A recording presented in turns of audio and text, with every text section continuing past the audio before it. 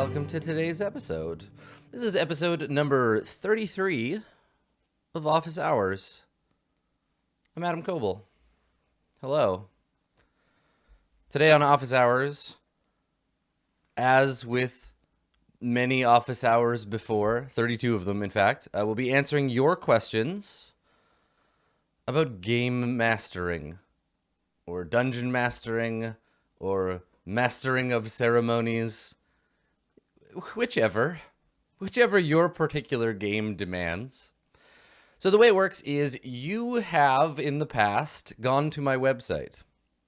You've submitted a question via the Office Hours form, and I have received it. And now here we are. So I'm going to be answering some questions. We're going to be talking about game mastering, and hopefully other folks' questions will resonate with you and with your groups. At the very least, there are 3 people in the world that will enjoy this episode 1/3 at a time. So welcome. Let's get this party started. How should you deal with retconning player characters, especially with long-term campaigns where skills are slow to acquire and or making a new character is a seriously big deal because of story flow? So this question is about, if you're not familiar with the term retcon, retcon refers to generally something that happens in long-running TV shows or movies, but really any fiction. A retcon is applying continuity retroactively. It's a portmanteau, retroactive continuity, and it's introducing new information to make things that are out of continuity make sense in the current moment. Characters that shouldn't be there, given excuses to be there. Things that happened undone. Comic books do it all the time when characters die and are brought back to life. Retroactive continuity here. In this means introducing new characters without that awkwardness of how do we shoehorn this character into our situation. Right now, we've talked before about adding characters to an existing game. We've talked about how to introduce new players predominantly to the world, introduce folks who are new to your campaign group to that world and to that narrative. But I wanted to answer this question because it's specific, and it's specific to introducing characters into a long-running campaign where that might be difficult. So in many games, especially long-term ones, there's a need that arises to add in a new character. This can accompany a new player joining the group, but can also be the result of things like character retirement, character death in play.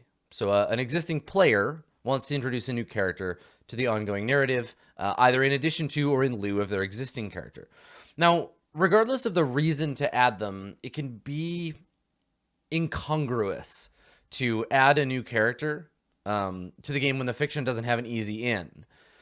I think this is a pretty common problem, to be honest, like in role-playing games, especially character-centric RPGs, ones that rely on the individual desires and needs of the character to progress the narrative, right? If you're running a game that is not character-centric, that the characters don't really matter. Let's imagine you're playing like an OSR D&D game. Really, whether Andrew is playing Blue Begale the Liftomancer or any other character, they can replace that character with another, because what really matters is that Andrew is the player of that character. The thing is here is that this covers a little bit of the stance conversation that we had before. If you're all playing in a stance where characters don't really matter, this is generally not a problem. But we're not talking about that, right? We're talking about the fiction not having an easy way in to a situation in which character centrism is a thing. It's important.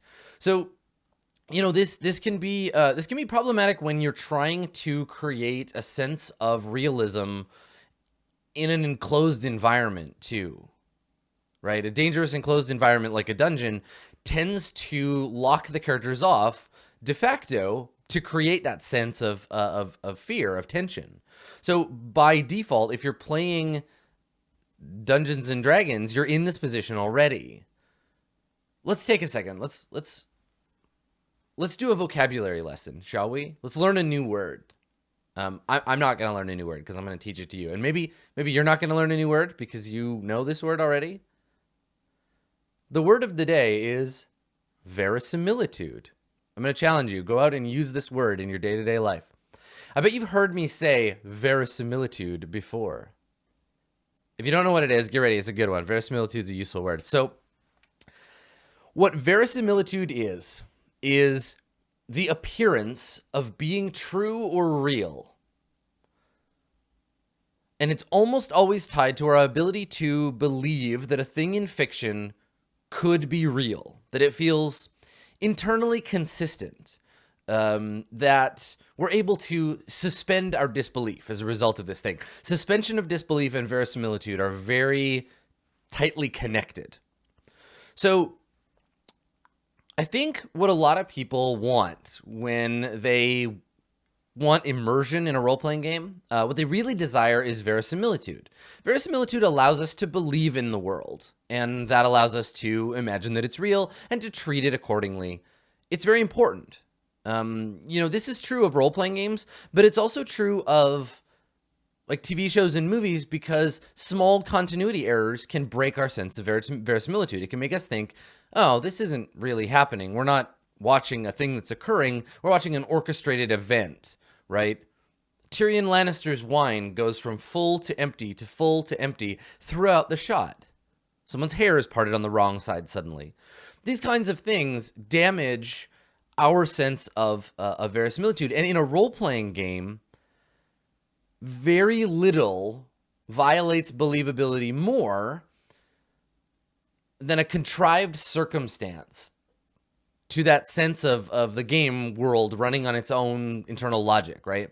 When we accidentally scrape off the surface and we can see the player's desires or the player's needs through that gap, this is when people cry foul that their immersion is being broken. Now, you know that I don't put immersion on the same pedestal that a lot of players do. It's okay if you do. I don't personally. I think that player priority is more important than character priority. However, it's important to recognize that we can avoid verisimilitude breaking moments relatively easily with a little forethought. And if you can avoid it, do it, right? We want to feel consistent. We want to have a world that feels real to us. It's part of the GM's job to portray a real seeming world. So in terms of contrivances, in terms of violating that sense of verisimilitude, it's very, very difficult to get around that when you're introducing a new character for the reasons that you want to maintain tactical shape for the characters. Or for example, you want to make it so that a player doesn't have to sit out a whole session. These are player level goals. They're important. They're real important, right?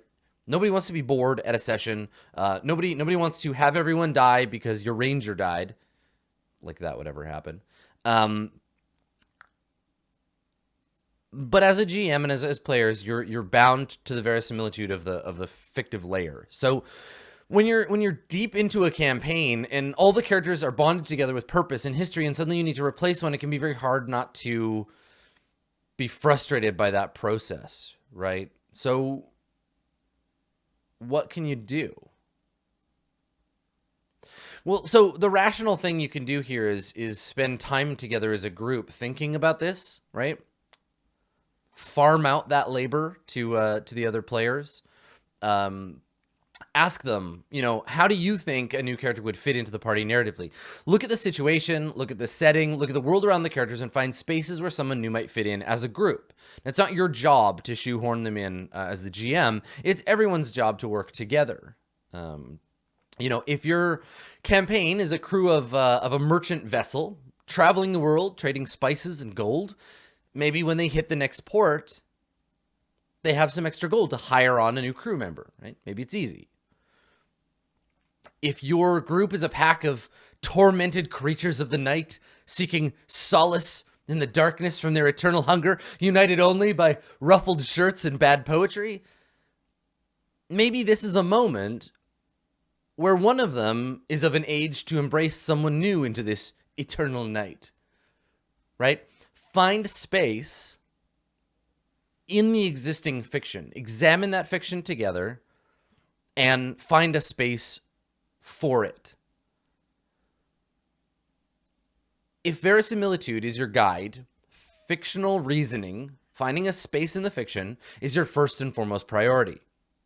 Now, you might not want to do that, right? You might not want or be able to lean in that hard on what feels right for the game, because sometimes practical reasons make more sense.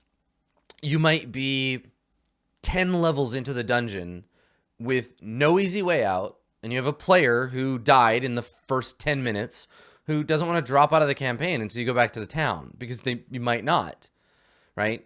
This is a practical thing. People show up to play games, and maybe you want them to join the game. So that's okay. That's a thing you can do. You know, the characters might be metaphorically separated from being able to re-up on player characters, right? And this can come from lots of things. Generally, it's you're in the dungeon, but it's also, you know, you're behind enemy lines, you're deep undercover, you're surrounded by enemies. You just don't have the opportunity to gain new friends. Generally, and I'm gonna give some advice that your players might balk at, but generally, the fictionally sound thing to do here is be like, fuck it, and make that player wait. If you, by which I mean your group, collectively, not just you personally, if you want to focus on the fiction, if you want to maintain verisimilitude, people are going to have to make sacrifices. So, suck it up.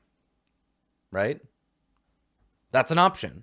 Now, that's a harsh option, and you want to generally let the player who died, or the player who needs to step in as the replacement, let them make that call. Don't pressure them into it. Don't be like, look, I know you want to rejoin, but this is 20 minutes in to a 9-hour session. We're hardcore here. We may not return to town, so go get me some chicken wings. Don't do that. That's an asshole move. Let them suggest it to you, because otherwise, if you really want to go the player priority route, and you can, you're gonna have to bend things a little. Now there's some creative tricks you can pull to get people back into the action, but they require verisimilitude taking a hit or two, and you're all just gonna have to cope with that. Like if you're doing the dungeon delve thing, right? If you're doing the dungeon delve thing, the classic example is the freed prisoner, right? The party has the opportunity to save somebody from the evil overlord's clutches, and bam, new party member, full of gratitude, blooming with pending violence, so happy to be free and to extract vengeance upon his or her or their captors, right? Clear, obvious, and easy. Little contrived. Okay, like a lot contrived. Sort of bullshit. Happens all the time. I may have to pull this one myself soon. It's just a thing. It's a thing that happens. It's become a trope. You know, I think the other thing you can do, and this leans more into games that I think are more character driven, more NPC driven. If your game is a little bit more peopled, you can repurpose NPCs, right? Does the party have a friend or an ally? Does the party have somebody adjacent to them that could be given a promotion into personhood? Now, this requires that the player of that character stick to what's been established. You can't suddenly be like, yes, but I was an elf all along because I want to play an elf, right? This requires that they take a back seat to the ongoing narrative. And yeah, I know you didn't want to play a water genasi monk, but welcome to town. This is you. You're this now. Again, you want them to volunteer for that. You can suggest it, but don't force a player to do this. The other thing that it makes you do is, as a GM, and this is fucking hard, if you're like me at all, this is very difficult, you need to let go of that NPC.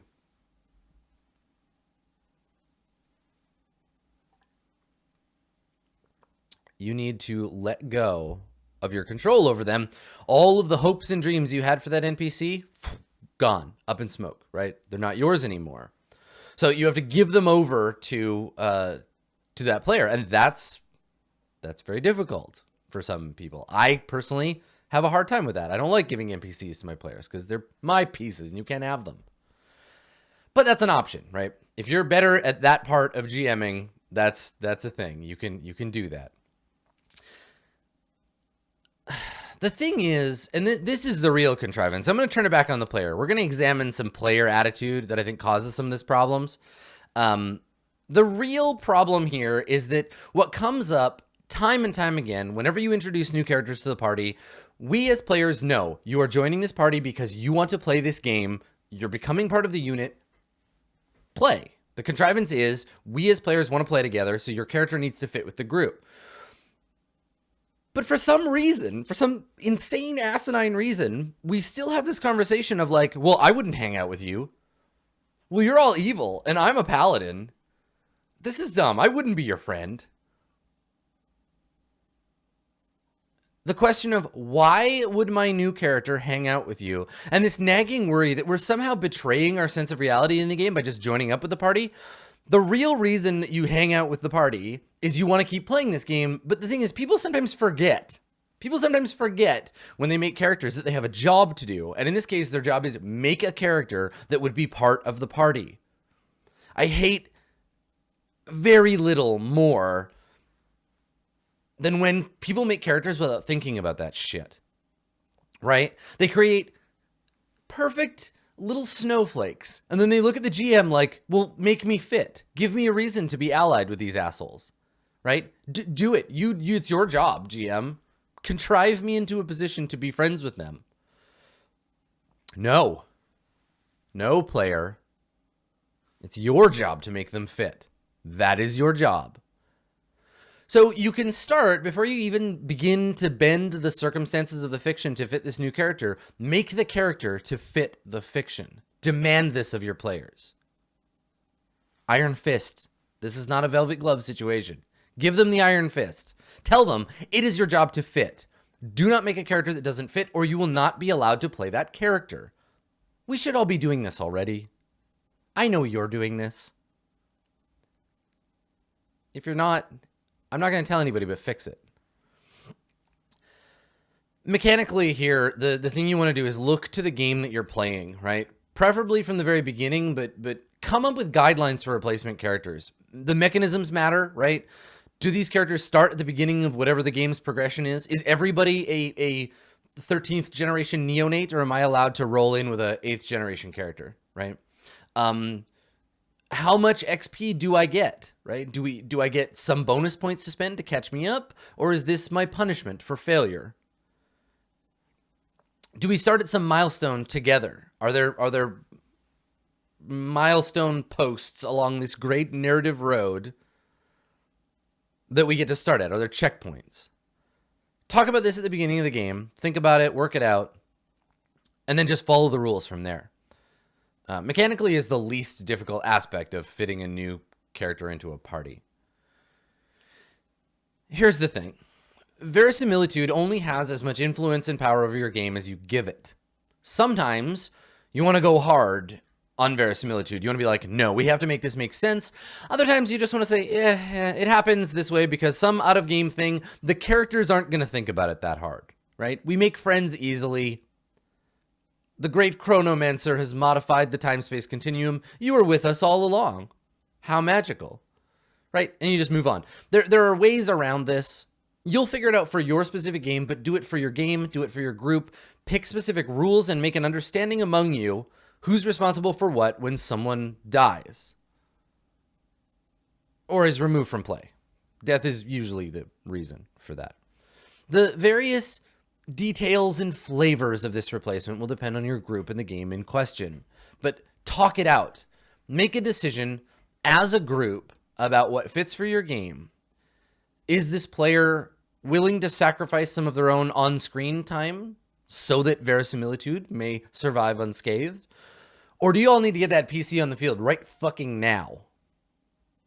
And that's your call. And again, the collective you as a group, that's your call. And it's going to require different tactics depending on urgency, but everybody's got a job to do. Do it together. You'll be fine. Let's see what question number 2 has to say. Oh dear. There it is. All right, question number 2. What you got for us? Hi Adam, Killer Squid 2603 here. Squid for most people. I'm a fairly new DM, and I DM 5e almost exclusively. Now I realize that 5e, or any D&D system, is 90 to 95% combat focused. However, I do enjoy throwing the occasional social challenge or even puzzle at my players. My question isn't so much how do I figure out how to do this. I've generally gotten those rules down, or made my own. My question is, how do I reward players for this? Physical rewards I can generally figure out. The amount of gold and the physical items they should get is not necessarily an issue. But what about experience? How do I figure out what amount of experience to give for successfully navigating the political bullshit of a royal wedding? Or how do I give experience, or how much experience do I give for solving a murder or fighting a trickster or shapeshifter in a town? I've listened to your advice, like your office hours, most of the time, and you generally seem to have the idea that switching systems is a good idea in cases like this. I don't really want to do that now, because for 9 out of 10 sessions, D&D 5e is exactly what we want. It's just that one tense session that is social or puzzling that I can't figure out for the life of me. Thanks for helping and keep up the good work. So I like this question a lot because Squid didn't just ask the question. Squid basically told me, I watch your show. I know what your shit is about. Fuck off with that tell me to play something else bullshit. Tell me how to play D&D the way I want to. So thank you, Squid. Thank you for being aware, right? You know what game you want to play. You're having a minor problem with that game. You know that I'm probably going to suggest you play something different for that kind of play. And you're smart enough to say, no, fuck you, Adam. And you know, Killer Squid here is not wrong. You know, I do generally suggest you play a game that rewards players for doing the things that you want in the game. But as they said, 9 out of 10 sessions, D&D is A-okay. So you want to play 5e. Let's talk about 5e. So in 5e, by default, XP is earned by overcoming violently intended encounters. Generally by force, occasionally by guile, mostly by force. Characters in D&D are mechanically empowered to overcome these kinds of challenges using the abilities on their sheet. Spells, special abilities, etc. They use these abilities to overcome challenges, most of which are about dealing damage, mitigating damage, or creating fictional opportunities to become more effective in combat. Predominantly. In short, I think this is a thing that Squid understands. Characters get better at defeating monsters by defeating monsters. Right? Now, you can short circuit this reward loop in a couple of ways. I want to take a second to talk about the Dungeon Master's Guide. So, the 5th edition Dungeon Master's Guide, in many ways, is a useful supplement. The magic item chapter is good. The encounter building rules make sense mathematically. Easy to build encounters. Some of the more general campaign stuff might be useful. But I think in a lot of ways it makes half-cocked suggestions that run directly counter to the reward structure of D&D, to its prime imperative. And I'm thinking in this case particularly about removing the XP reward system from the player's control. So let's talk about that. If you use milestone-based XP, or, God forbid, session-based XP, you're no longer rewarding players for using the abilities and the skills of their character to overcome challenges. Right? In D&D, let's make an awkward analogy. So, in D&D, The game gives you a pickaxe. The game gives you a shovel. At higher levels, the game gives you a backhoe. The game gives you dynamite, right? And it sets before you rocky earth. And it says to you, dig a hole, right? Now, you as a player can choose where in the rocky earth you want to use your shovel. You can choose whether it's more appropriate to use your shovel or your pickaxe, right? Or use that once per day dynamite you have. But you get to pick the hole, you get to pick how deep you dig, and you have control over that. If you switch players to a milestone-based system, the pickaxe, the shovel, the dynamite, none of that matters. Only the completeness of the whole now matters. And it doesn't matter if you get in one fight or none, as long as you accomplish the thing you were trying to accomplish. But the thing is, you've still got this bag full of digging tools. So why? Why have digging tools at all if the digging doesn't matter? If it's only the hole that matters? The thing is here, I want to point out that you, as a player, you get to make hard decisions about where to earn your XP because it's granular, because each combat encounter moves you closer towards the goal. If you use milestone or session-based XP, you take that away. You say, in the end, you will get XP for this thing, but how you get there doesn't matter. You've damaged the cycle. And when the players want to advance, they have no direct way to do that as empowered by their character sheet. If the milestone ahead of them, for example, is the example milestone is your job, you'll get XP when you remove the Wicked Baron from the throne of Cartaligara, right? Cartaligara's got the Wicked Baron on the throne. It's a bad time. You got to get rid of him. You can achieve that by whatever means you like. And sure, you might think that's giving players more options, right? It might lead them to playing a wider strategic game. They might try to use diplomacy or subterfuge instead of just murdering the ever-living fuck out of everybody in their way. But they're still going to look at their character sheet. They're still going to look at all those murder tools, and they're going to murder. That's their job. They're player characters in D&D. They are empowered to spill blood. No solution to the Baron on the throne of Cartaligara will ever be as easy for them as murdering the fuck out of everybody. Right? We can't, in good conscience, encourage the players towards suboptimal tactics, right? We can't do that because we're essentially telling them to play the game with a handicap. Essentially saying to someone, I know you have all these tools for murder, right? You are a fantastic murderer. You have such empowerment to murder your way through your opponents. I'm going to encourage you not to do that. I'm going to encourage you to make a diplomacy roll. I know you only have a +1, but please take this on. It's smarter for you to murder, but don't do that. That's exactly the same as encouraging the player to play a wisdom barbarian. Making suboptimal choices will lead to a more difficult game. It will throw off your challenge rating adjustments. It'll throw off the reward system. The whole thing boils down to doing anything other than using your character's best ability to overcome a challenge is approaching that challenge suboptimally, and as such, introducing an unbalancing handicap to play. It throws the whole system out of whack. Milestones are an outlier. Like inspiration, they're semi-connected to the system, but not a part of it. My suggestion is don't use them. Right? They're in the Dungeon Master's Guide. You can. I don't think that they're that well thought out, to be totally honest. Don't even fucking get me started on show up and gain a level session-based horseshit. We don't hand out experience for participation where I'm from. You got work for that shit. Session-based experience, my ass. Listen, a good XP system, and I think that the XP for combat system in 5th edition Dungeons & Dragons is pretty good.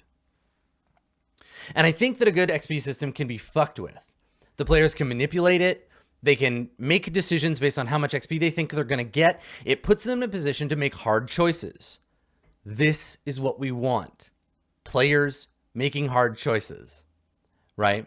So they have to make this call between fighting a CR4 creature, even though they're under-leveled, or not. Do you think you can win? Right? How many more spells do you have left today? Are you ready for this? Is the terrain optimal for you? Make smart decisions about when you engage. Take on foes that are tougher than you and win. That's meaningful. That feels real. I think the XP system works as is. We shouldn't tinker with it, in my opinion. And the reason why I brought all that up is because generally when we go looking for help in Dungeons & Dragons, we look at the books, and the books suggest things. And the books might suggest to you milestone-based experience or session-based experience. And in this case, don't do it. All right? Don't do it. Now, what you're asking is how to gauge rewards that are essentially off-sheet and balance them against this existing tightly designed XP system. So I did some research for you. I looked through the Player's Handbook, I looked through the Dungeon Master's Guide, and this is what D&D suggests. The section for non-combat rewards on the page is about yay big and is not very helpful, but here's what it says. You decide whether or not to award experience to characters for overcoming challenges outside combat. Blah-de-blah-de-blah. Example, as a starting point, use the rules for encounter building in Chapter 3 to gauge the difficulty, then award characters XP as if it had been a combat encounter of the same difficulty, but only if the encounter involved a meaningful risk of failure. Okay. All right. So there's rules for this. Great. Great. Let's go to Chapter 3 and see what it says about that. So I looked in Chapter 3. Surprising nobody. Chapter 3 is all about challenge rating and encounter budgets. There is no real guideline here to equate, like, political influence with an acid breath weapon, or the difficulty of a puzzle being challenge rating 3 or 4. It's just not helping us very much. The best that I could see in Chapter 3 is this really mushy distinction between easy, medium, hard, and deadly. There is nothing saying, like, a +5 to hit is the same as +3 in diplomacy. Like, it's not granular enough to give us that information. And like much in Dungeon Mastering 5th edition, it falls back to GM Fiat. The GM Fiat is not a small car the GM drives around. GM Fiat is the GM's ability to just say what goes. It's a useful safety net, but it's not helpful to answer questions.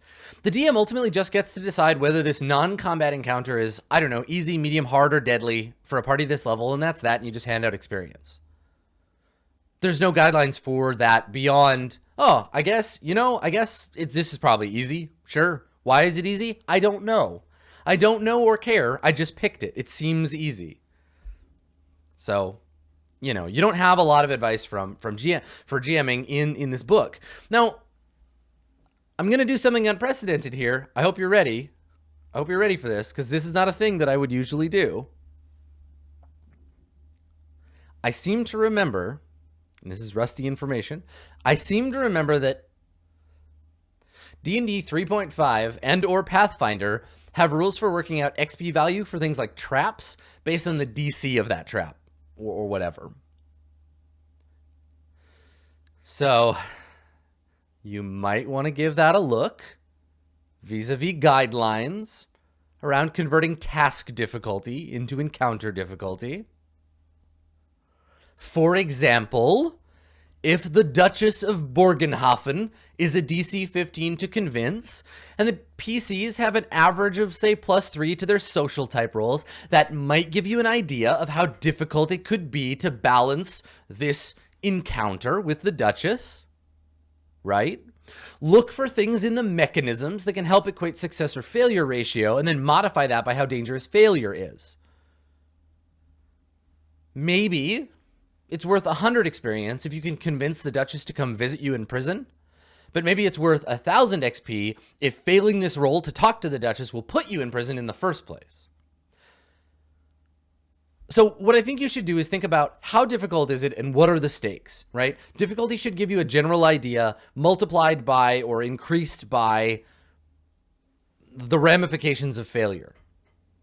Honestly, the game just says fucking go for it, and you can eyeball this amount using any number of metrics you want or just make shit up and pretend like you care enough about the math. It doesn't matter. The Dungeon Master's Guide says just make it up and go for it. But keep in mind that your players, as 5e characters, have this tiny fucking mechanical footprint for anything that's not fighty. It's essentially going to boil down to a single roll, which is high stakes with no granularity. right? Set those stakes. Say, if you fail, the Duchess will attempt to have you arrested, which will almost certainly lead to a fight anyway. But let them know and tell them this is a dangerous situation. Be as generous or stingy as befits your campaign, right? This is a tonal set here.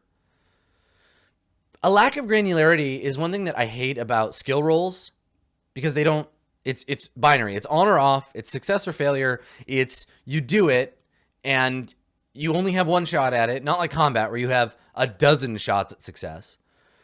That lack of granularity makes me hate skill rolls, but love. I'm going to suggest another earlier version of D&D. You ready? Lack of granularity here makes me love and reminisce of the good old days of skill challenges. 4th edition had skill challenges, and they're a great way to say something more about what stock D&D would do in one roll. A skill challenge can give you granularity of effort as well as result. You can appeal to multiple characters in the party and their abilities to contribute together. One character can roll that useless tailor's kit skill they've had the whole game to outfit the person who will make the main test against the Duchess. Someone else can roll history to research the Duchess and find out something interesting about her past to bring up in conversation. Another character can be the one that finally does the persuasion roll, and each one's success or failure can contribute to the overall necessary success for this combat, this kind of montage sequence of being social with the Duchess, and suddenly there's tactics involved. Who makes what roll when? Who helps whom? Where do you get advantage from? Why is it that your half-orc barbarian is the one doing the tailoring? Well, because in his past, he was enslaved to a tailor and has these skills. And you have to have an argument with him because he doesn't want to do it. Because it's about his past. Because character development, right? It makes your skills matter. And that's fucking fun. Shit on your character sheet mattering is fantastic. So look into 4E's skill challenge system. It may appear elsewhere in the D&D lexicon, but that's where I'm most familiar with it from. Look at other versions of D&D for DCs on traps for an idea of balancing like non-combat stuff. Think about fictional ramifications of your rolls. But ultimately, the game here, all it says in the rules is do whatever you want, which I guess is why we're here. You're going against the stream, but you're not doing it necessarily alone. There are ways around this that are true-ish to the mechanisms. And I mean, good on you for ignoring what the DM guide says and just looking for a mechanical solution to this problem. Thank you. Thank you for playing by the rules. I appreciate that. I like the rules. It's what makes games games. All right, we're going to get a little mushy now. Time to talk about our feelings. Everybody ready? Everybody ready for your feelings? Get your feelings ready, everybody. We're going to talk about feelings. Hey Adam, Cephas here. In games like Burning Wheel and the Powered by the Apocalypse system, characters often have NPCs they care about in a romantic or familial way. And I find it difficult sometimes to interact with the players so that they care about the NPCs in the same way. Do you have any advice for me? Thanks. You know I do. And I'm not just answering this because you mentioned my favorite role-playing game. I think this is a good question. So, as we talked about CFS back in episode 29, there are different stances that players take when portraying their characters. Sometimes these are inbuilt to the player, and they will default to certain stances. Sometimes it's moment to moment based on their priorities in play. Some players take on a stance that allows them to immerse themselves more deeply in the role of their character. Those kinds of players who are in those stances tend to be easier to get at emotionally, right? The more deeply in touch with their characters, the more closely connected to their characters they feel, the more that the player's feelings will mirror the feelings of the character at the table. This crossover of player and character emotional content is often called bleed. And it's defined more specifically, I stole from the Jeepform dictionary, which is a like a Nordic style of, we're not going to talk about Jeepform right now. Anyway, the Jeepform dictionary defines bleed, because bleed comes predominantly from like LARP and live action stuff. It defines bleed as being experienced by a player when her thoughts and feelings are influenced by those of her character, or vice versa. With increasing bleed, the border between player and character becomes more and more transparent. It makes sense to think of the degree of bleed as a measure of how separated different levels of play are. Bleed is instrumental for things like horror role-playing. It's harder to scare the player through the character than the other way around. An overt, secluded dice roll against the player's perception stat is likely to make the character more conscious. A classic example of bleed is when a player's affection for another player carries over into the game or influences his character's perception of the other character. Now, bleed can happen in two ways. If bleed occurs from the character to the player, in CFS's example, this is a positive thing. This is what you want, if you're answering this question. If bleed occurs the other direction, if a player's emotions affect the character, we cry foul. This is the metagame. How dare you, right? So bleed is not bidirectional. It's single direction, and there's two kinds of bleed: character bleed and player bleed. What we're talking about here is you want, as a GM, the character to feel a feeling, and you want it to bleed back on to your players. Now, we do this a lot, right? Because tabletop role-playing, to some degree, more or less, depending on the game, is it's a discipline of manipulation, right? We're all manipulating each other into thinking and feeling things in a context that we would not otherwise. I think the easiest way to cause character bleed, and I do it, all the GMs that I like and appreciate do this, right? I do it. Stephen Lumpkin does it. Matthew Mercer does it. When you describe something squicky or gross or creepy or like off-putting or weird, you can see bleed happening when the players are becoming uncomfortable or squicked out. And then sometimes you hit an X card, you hit a veil, you hit a line, and then you pull it back. But that's a common way of causing bleed, right? What we're really talking about here is, and you can see this in Mirror Shades, I think. I think I was able to cause a little bit of bleed in Mirror Shades with putting pressure on Breakdown, Dodger's character, that then Dodger felt, right? She felt pressure at the table to perform in a social situation because I was putting that pressure on her character. Creating NPCs that are kind of helpless and adorable, and the players become attached to them as people as much as their characters do, that sort of thing.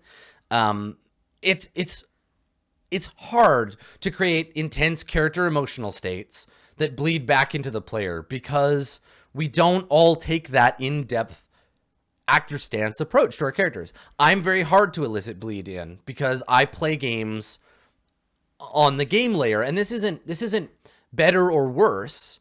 It's just a style of play. So I would be a hard target for this kind of thing, whereas some players become invested emotionally in their characters and their characters' friends and allies more deeply as people, right? And this is a really difficult thing to do because we're balancing it against this expectation, this encouragement to seek those out as a matter of course, those moments, right? That moment of like, oh, the last session that we played, I cried for real when Sir Blaine of Blaine died. Like I loved him so much, and then you took him away from me, and I for real, like I went home and I cried and I was so sad, and I posted about it on Tumblr. Those moments are what we as GMs are expected to brag about. We look at those culturally within role-playing as like a victory moment, right? If you can bleed back to your players, you've won somehow. You're a real good storyteller. Now, there are lots of different ways to be a good GM. This is one of them. And if you want to try to do this, let's talk about some ways you can do so safely and with your players' consent. Because I also think that trying to bleed your players without their permission, it sucks. It's not fair or fun for them necessarily. So let's assume you're a good person and you've talked to your players about this. You've made sure that having strong feelings about the NPCs in the game is something that everyone is on board with. You've had that talk about consent. They've said, yeah, we're gonna like sit down and we're gonna get invested. We're gonna care about these characters. And you've discussed that goal with them. You said, all right, so bleed is a thing that I'd like to try to explore together. I want you to let yourselves care about these characters. I want you to be fans of them and feel involved. Now, once you've done that, once you've made that step, you've talked to your players, you've got that going, make sure you're playing a game that isn't totally sabotaging you, right? Like, some games are just not meant to engender attachment to characters. NPCs in some games just don't fucking matter. Don't play that kind of game, right? Like, it's just not going to help. It's going to hurt. And you're going to be butting your head up against it. So don't let the game sabotage you. We're going to assume that your players want the same things, right? That this consent is enthusiastic. This isn't like, okay, Cyphus, I guess I'll buy in to your NPC, whatever. All right. Right? Like, get them stoked. Play with the right group, because bleed will happen. If the group wants it to happen. You can engage it. It is not an accident. And like every other fucking thing in role-playing, it's not the GM's job to cause it. Players can allow themselves to feel emotional bleed between character and player. The real difficulty here comes from how different people are from one another and how limited and communal the nature of role-playing is, right? Like, let's talk about the differences here between role-playing and like traditional media. So if you're directing a movie and you want the audience to know, all right, everybody, now is the time to feel bad about this character dying. You have lots of tools to let them know it's time for the waterworks, right? You cue up the violins and the soundtrack. The plot leads right into this moment. All the captive actors play every emotion and reaction right into that thing. You don't have somebody in the middle of Sir Blaine of Blaine's death scene go, oh, I gotta take this call. Sorry, it's my boyfriend. Sorry guys, tragic death scene. Yep. You know, you don't have that happening. Everyone is by definition on the same page because there's literally a page, right? The page exists to be on. Improvisation is so much harder given that what you're making is an effort that you're not entirely or often not at all in control of. You don't get to play the sad music when someone is dying. You don't get to control what the players see and think. You don't get to even envision the scene for them. You can describe it, but what you describe as being sad, they might think of as trite and silly, right? The best you can do is shoot in the right direction, get buy-in, and help everybody come with you in that direction and not force the scene, right? The trouble with trying to manipulate the emotions of your players is you're only able to do so using the mechanics of the game you're playing and your own skill at characterization and nothing else, right? One thing that I think often happens, and this is there's all kinds of consent stuff that can occur around this, but what can often happen is if you're trying to make a player feel something, the right way to do it, in this instance, the right way to do it is to affect an NPC, to affect a world, to go through the character, and as the character experiences that world, the player will feel things about and for their character. Now, what we sometimes do to short circuit this in our desire to get at the player is go for the player directly. And this can be bad. This can be harmful. This can be game disrupting. And it can be a weird kind of GM enforced metagaming where you're like, I'm going to attack you personally with things I know that upset or concern or make you feel. So I'm going to engineer those feelings in you and skip your character completely, right? I don't care that Sir Lilithane is afeared of spiders. It's not about that. It's about you and your spider phobia, and I want to get at your ass. And that I think is betraying the GM's mandate, right? Your mandate is not to directly emotionally manipulate your players. You may want to cause bleed for them, but do so by making the narrative true and good, right? Now, let's make another awkward metaphor. You're a painter, right? You have someone you don't like. someone in the community, they've upset you. And you turn your mind to, I could paint a painting. I could paint a painting of them, and it would be scathing. I could paint them as the devil in this biblical painting of paradise. Ooh, look at them squirm in hell. Ha ha ha. What a satirist I am. It's hard, though, because you got to make that painting good. You got to make people care. You got to put work and time and effort into it. Or you could just go and throw a bucket of paint in their face. Right? In this analogy, the game is the painting, and the attacking or directly affecting the player is the paint to the face. Right? You understand. Anyway, put in the hard work. Put in the hard work. Do the realness. And get at them through the narrative, because you don't want to hurt your friends. You want to give them a feeling. Maybe that feeling involves feeling hurt, but it's hurt for someone else. It's empathizing with a fictional entity, and that is some powerful shit. So what I suppose you want to do is consider what makes the players feel attached to NPCs.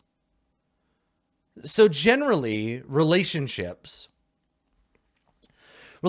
are built on a combination of time, proximity, and intimacy, right? Time, proximity, and intimacy create emotional bonds. Nobody cares about an NPC that dies in the first scene that they're in because they haven't had a chance to become something yet. Maybe sometimes they're a metaphor or an analogy for something else more important. Right? Maybe their death matters, but not because they're a person. Their death matters because of the person who killed them, whatever, right? But nobody cares about that NPC. Time spent with an NPC helps set the stage for intimacy. Proximity. No, and I don't just mean like physical proximity. I don't mean like they're with you and they follow you around, because if Sam Gamgee just followed Frodo around and never said or did anything, we wouldn't give a fuck about him. Neither would Frodo. Proximity is about the character's significance to the situation. Proximity fictionally and mechanically. For an NPC to matter, they need to have some kind of weight. This can mean the NPC is part of the PC's world in a meaningful way. They're important to the ongoing drama of the narrative, and or they're mechanically tied to the PCs. And this last bit is useful because tying mechanics and cost to an NPC immediately makes them matter in the same way a saving throw bonus matters or a magic sword matters. If you lose your +1 sword, you are going to be pissed. You want to make your NPCs as important to your players as that. And often the easiest way is to make them cost something. Burning Wheel does this by paying for relationships. We care about the things that we get invested in. Proximity.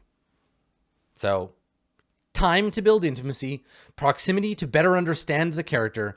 Intimacy becomes built when proximity and time are multiplied and vulnerability and change are introduced. The change from a stranger to a friend, the change from a friend to a lover, the change from a lover to a close enemy.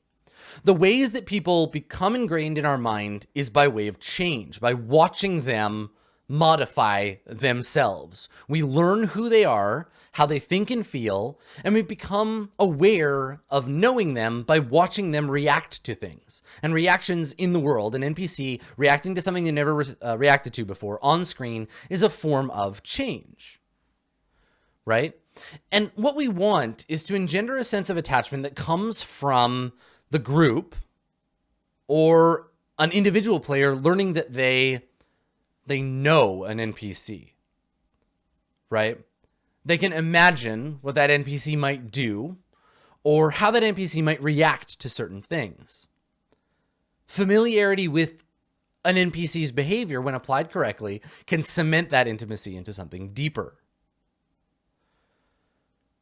For any of that to be possible, right? If you want any of these things to be true, you have to treat your NPCs like they're human beings. They have to have their own agenda. They have to have their own desires in the world. Now, these don't have to be complex. Most people don't want complicated things. God knows I don't, right? All I really want, above and beyond my like pyramid of desires, right?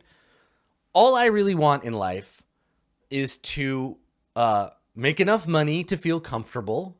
I want to be recognized and praised for the things that I think I'm good at and do.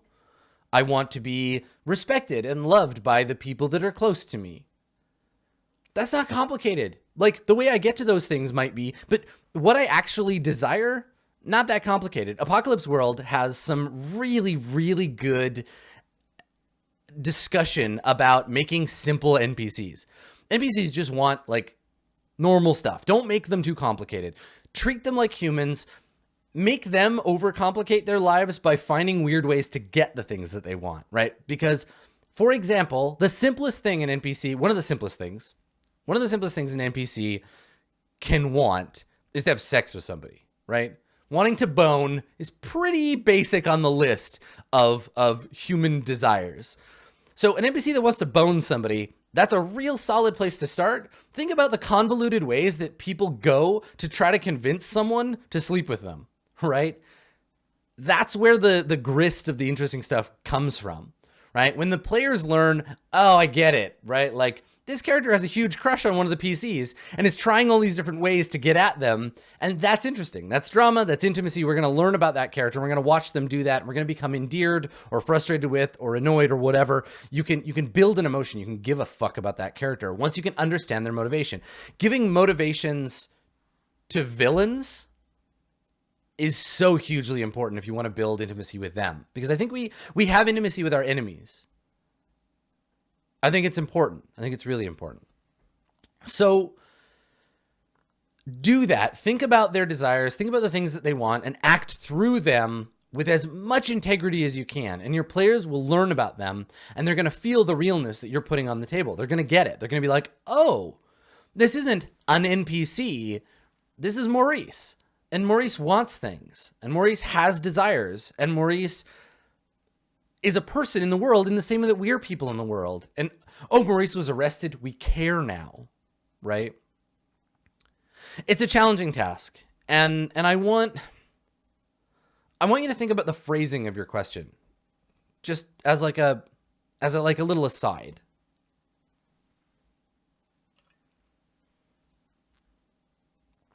So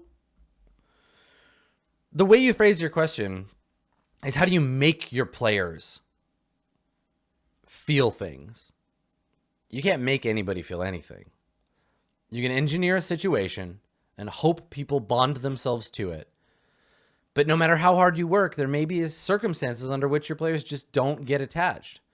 Everybody attaches to other people, fictional or real, in different ways. The things that build intimacy for all of us, there's a base level, but it's not always the same, right? Intimacy with an NPC is a byproduct of just good GMing. It's a byproduct of play that is synthesized by well-embodied characterization and characters who are played by players willing to get invested in that characterization, to buy into it. So keep at it, right?